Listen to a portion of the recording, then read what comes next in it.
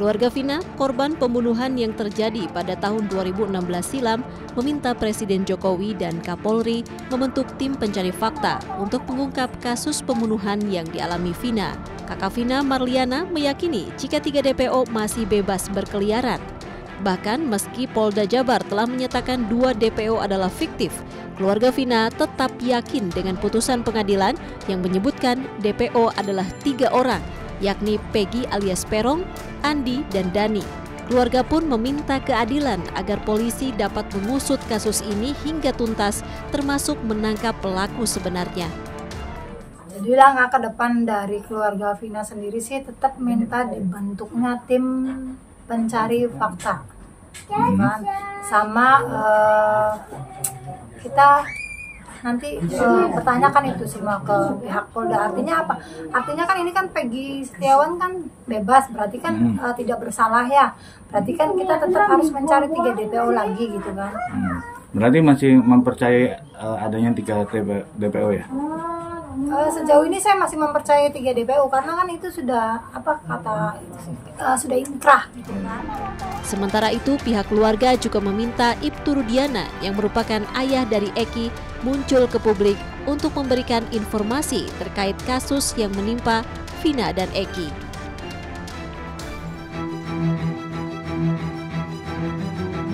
Marliana sempat mendengar cerita jika ayah Eki membuka chat para terpidana yang berisi rencana pembunuhan. Dari isi percakapan itu, Rudiana meyakini bahwa para terpidana telah sengaja dan berniat melakukan pembunuhan terhadap Vina dan Eki. Namun Marliana tidak pernah ditunjukkan langsung isi percakapan para terpidana itu. Nggak ada kontak yang lain. Dan BBM pun, saat itu kan adanya BBM ya. BBM itu cuma ada 1 chattingan. Dan chattingannya juga hanya kayak chattingan baru 2 harian. Jadi kalau chattingan juga sedikitnya kayak udah ada yang hapus juga gitu. Nomor kontak juga kayak udah ada yang hapus gitu kan. Nah terus di tangan saya itu sekitar 2 hari apa 3 hari barulah diambil buat BB katanya. Marliana menyayangkan seluruh bukti HP milik Vina, HP milik Eki, dan seluruh HP milik terpidana dan juga CCTV tidak pernah dibuka di ruang persidangan. Padahal alat bukti itu dinilai dapat membuat kasus 8 tahun lalu ini lebih terbuka terang benderang.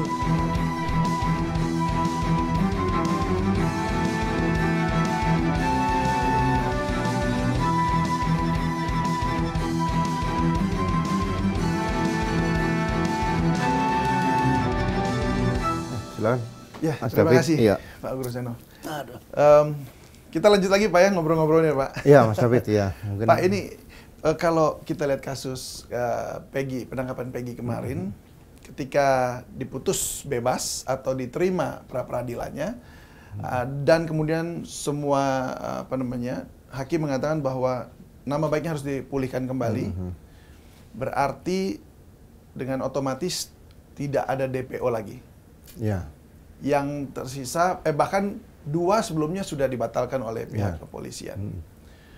Apakah ini serta-merta akan langsung menganulir putusan hakim dalam artian ini 7 terpidana yang sudah lagi masuk dalam ini otomatis sebenarnya salah tangkap semua? Ya. Jadi saya katakan pra-peradilan Peggy yang kemarin diputus oleh hakim Pak Eman di Bandung itu sebagai pra-peradilan yang luar biasa. Biasanya kan ada pra-peradilan itu dilakukan oleh tersangka atau penasihat hukumnya atau keluarga pada proses penyidikan awal. Ini kan proses penyidikan awal yang terjadi tahun 2016 sudah dilaksanakan dengan tersangka yang maju adalah 8 dan 3 DPO. Proses 8 tersangka kemudian maju dari terdakwa sampai terpidana, dan 3 DPO ini kan sudah dalam satu berkas. Betul. Sudah melalui suatu proses penyidikan, penuntutan, sampai pengadilan. Nah, kemudian sekarang ada permasalahan DPO ditangkap gara-gara film tadi kan. Nah, DPO ditangkap.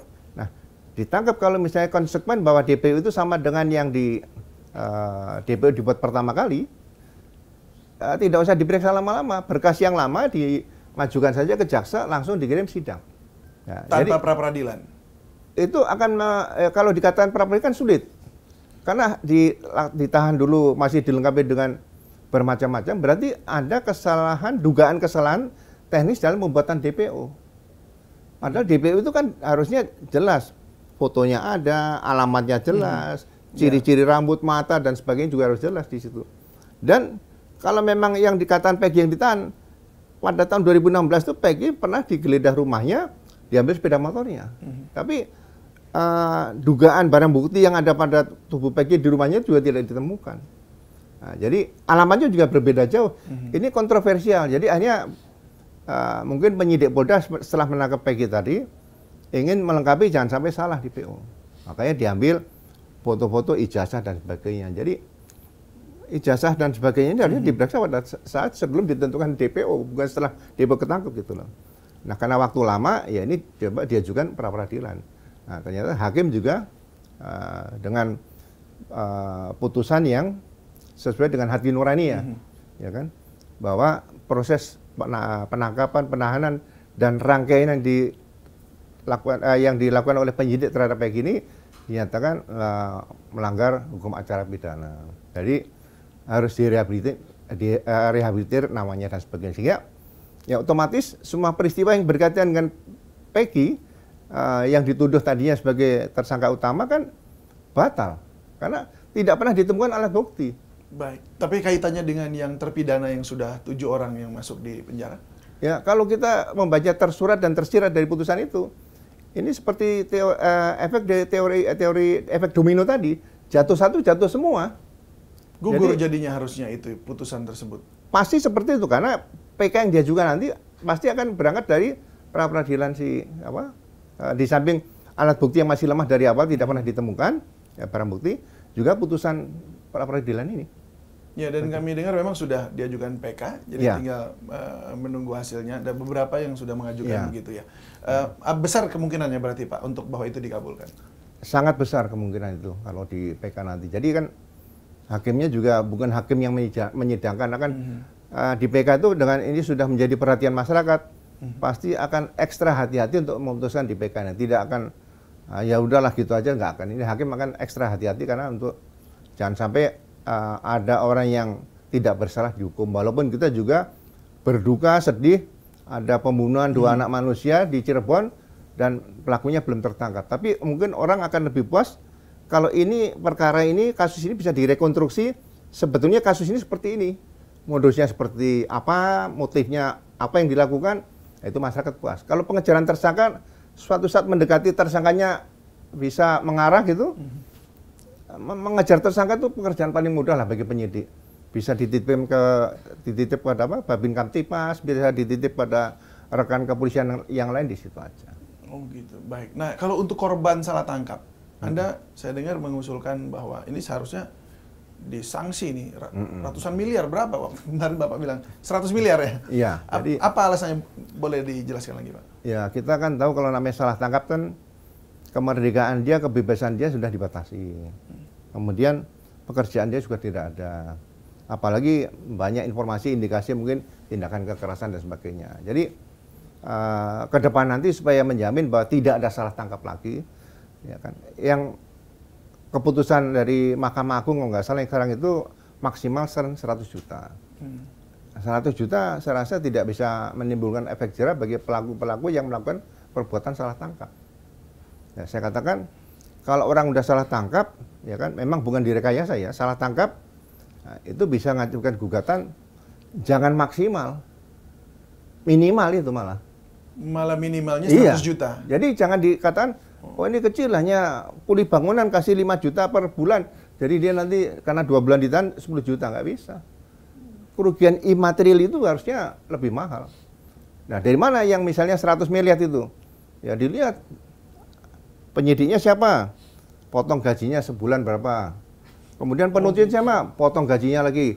Hakimnya siapa, potong. Nah, negara juga memberikan anggaran seperti itu. Nah, kalau instansi-instansi penegak hukum ini selalu menciptakan salah tangkap, salah vonis dan sebagainya, kemudian dituntut ganti rugi. Nah ini negara kan harus mengoreksi. Dari mana yang mengoreksinya? Dari lembaga pendidikannya, dari proses pembinaan karirnya, dari perekrutannya dulu dan sebagainya. Ini harus dilihat. Nah, di mana letaknya yang salah? Nah, itu diperbaiki. Ini sama dengan di Amerika. Kalau misalnya di Amerika itu tidak ada warning shot, tembakan peringatan, karena banyak bangunan apartemen. Takut kena orang di atas kan? Yeah. Akhirnya tembakan langsung di kepala dan jantung. Tapi masyarakat Amerika sudah tahu, kalau diperintahkan oleh polisi angkat tangan, mereka angkat tangan. Kalau ada indikasi mereka cabut senjata, polisi berhak menembak kepala atau jantung mati. Tidak membuat cacat dengan lutut dan sebagainya. Nah, sudah ada tempat sendiri untuk nembak itu ya? Iya, apa jadi, targetnya? Iya, jadi masyarakat Amerika sudah tahu kalau dengan polisi, jangan main-main.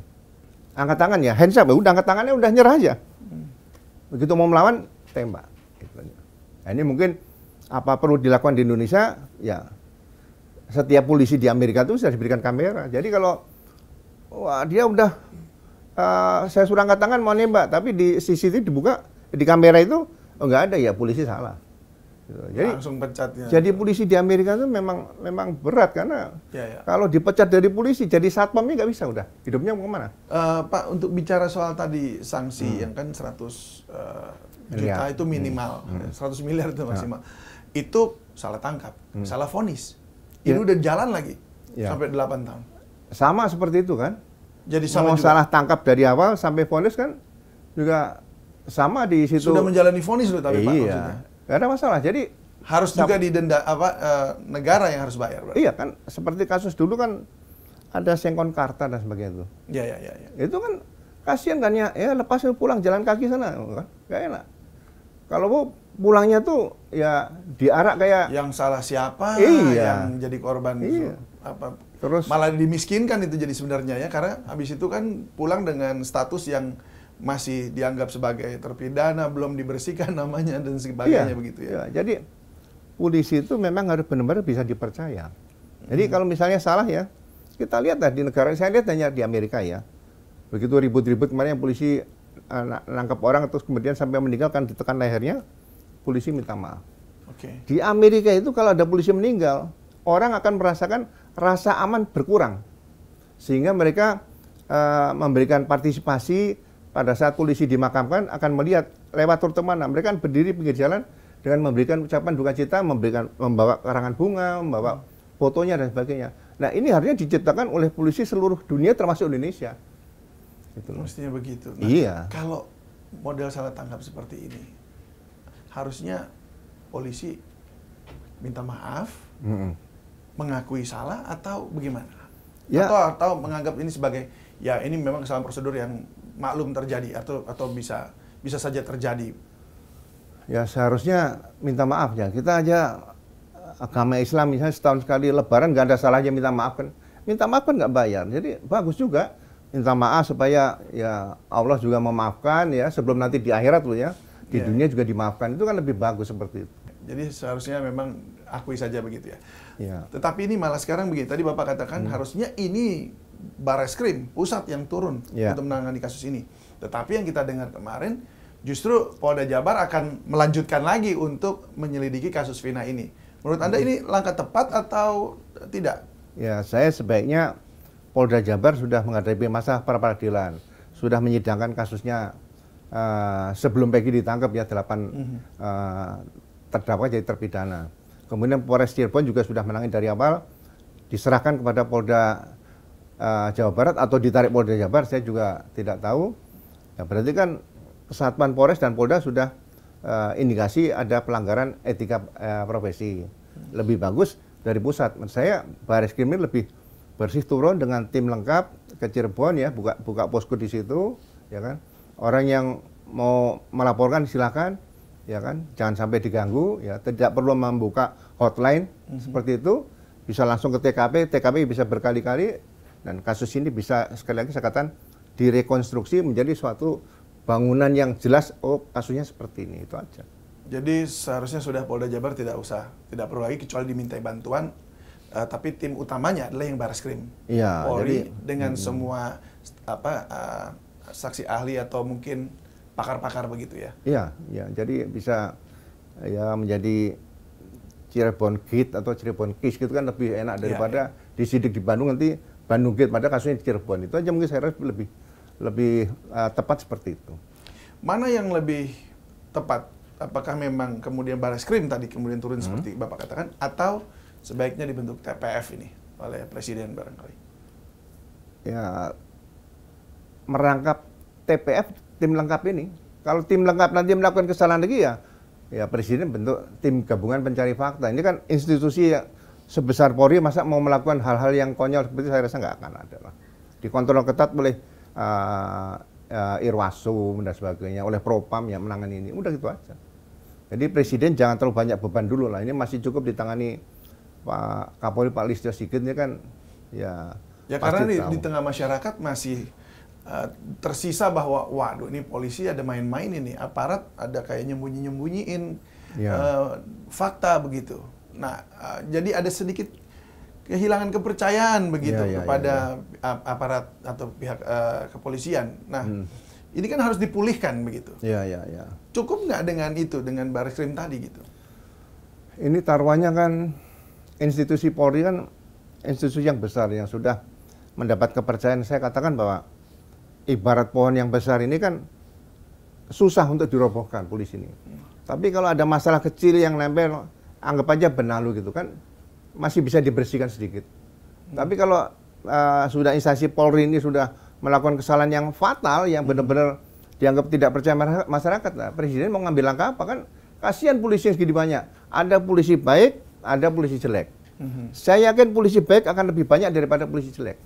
Ya, polisi jeleknya dipinggirin saja, ini polisi baik kan dibangun. Rekrut lagi, bangun lagi. Saya rasa ya sebagai pemelihara Kamtipmas, sebagai pelindung pengayom dan pelayan masyarakat, sebagai penegak hukum, sudah ada amanat undang-undang ya harus melaksanakan tugas secara konsekuen sebagai sesuai amanat yang diamatkan di undang-undang itu aja. Baik, jadi kita juga mengharapkan berarti bahwa Polri bisa transparan dan akuntabel ketika melakukan penyelidikan lagi ya untuk membongkar kasus ini. Semuanya secara jelas dari awal dan tidak ada yang disembunyikan lagi begitu. Bahkan jika memang ini menyangkut pejabat-pejabat publik yang lainnya begitu Pak. Ya, jadi dibuka secara transparan saja kan akan lebih bagus ya daripada misalnya contoh sekarang dulu banyak korupsi ya kan, penyidikan oleh penyidik Polri, kejaksaan, kemudian gabungan ada tim Tas Tipikor dan sebagainya, tidak selesai dibentuk KPK.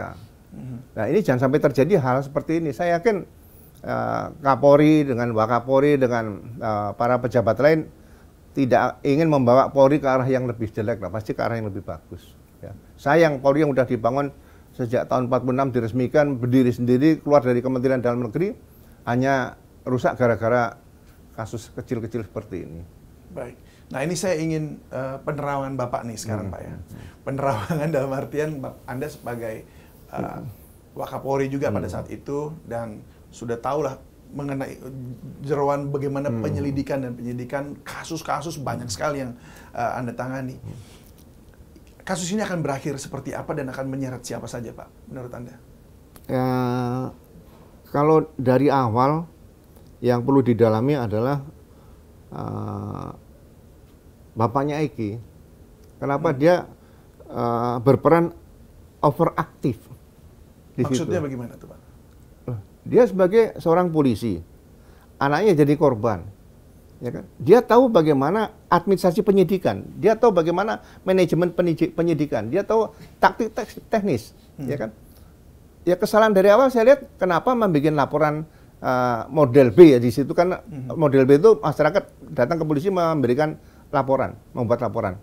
Dia sebagai seorang anggota polisi membuat laporan peristiwa tanggal 27, tanggal 31. Ya kan? Kan aneh. Seharusnya tanggal 27 itu yang membuat laporan adalah petugas yang ke TKP. Apakah bapaknya Eki ini datang ke TKP? Kalau dia hanya melaporkan, Pak, anak saya nggak pulang-pulang ya, mungkin wajar. Tapi kalau ditemukan di rumah sakit, harusnya dia cek sama polisi setempat. Ada laporan polisi nggak? Ini anak saya ditemukan di mana nih? Oh, sudah ada yang ke TKP. Ini polisi yang membuat laporan pertama berita acara TKP juga nih siapa? Ini nggak pernah muncul. Oke, jadi kenapa harus Aibtu ya waktu itu, Aibda Rudiana ini? Kenapa harus mulai dari situ? Ya, dia melakukan hal-hal yang tidak profesional sebagai anggota Polri. Itu menyiratkan apa begitu? Ya, itu kan anaknya yang mati, Pak. Ya, kalau dia tanggung jawab terhadap anak, terhadap institusi, dia minta anak saya yang korban ini otopsi, silakan. Saya pengen tahu dia kenapa matinya, gitu. Itu saja. Apakah dia punya penyakit jantung mati baru dianiaya, atau dia memang mati karena dianiaya? Ya, itu kan berbeda di situ. Nah, dia buktikan itu, tapi dia tidak lakukan. Jadi malah langsung dimakamkan, 2 minggu kemudian baru dilakukan pembongkaran mayat, jenazahnya dimakam, baru di visum atau diotopsi di situ. Itu jadi kan. kalau yang Anda lihat motifnya berarti anaknya dan Vina kemudian tewas dan dia juga tadi overreacting. Ada motif apa di balik semua ini? Siapa pembunuhnya dan apa motifnya begitu? Ya, saya tidak bisa mendoli. Jadi motif ini sebenarnya bisa dilakukan dengan analisa awal. Saya selalu melihat apakah Eki ini menjadi target utama penganiayaan dan pembunuhan, kemudian Vina terbawa di situ, atau Vina menjadi target. Ini harus bisa dibuktikan dulu. Eki terbawa di situ. Jadi isu-isu pertama itu kan juga membingungkan ini. Oh, ada percintaan, ternyata nggak terbukti. Nah, sebenarnya ada apa? Ini harusnya ditelusuri dari histori atau record perjalanan dari mungkin orang tuanya Eki, Ekinya sendiri bagaimana, sekolahnya di mana. Ini menarik untuk dibuka secara tuntas dan jelas. Bukan hanya melihat saat TKP, sebelum TKP terjadi juga perlu diselidiki di sini. Nah, ini kita akan bisa memberikan kepastian, oh motifnya seperti ini. Saya tidak berani mendahului karena ya nanti ternyata berbeda kan. Saya punya pendapat sendiri, tapi saya nggak berani keluarkan. Takutnya Pak Burhan ini kok kayak dukun gitu. Saya nggak berani di situ ya. Okay. Ya. Tapi saya analisa saya pasti tidak jauh dari situ, kira-kira gitu.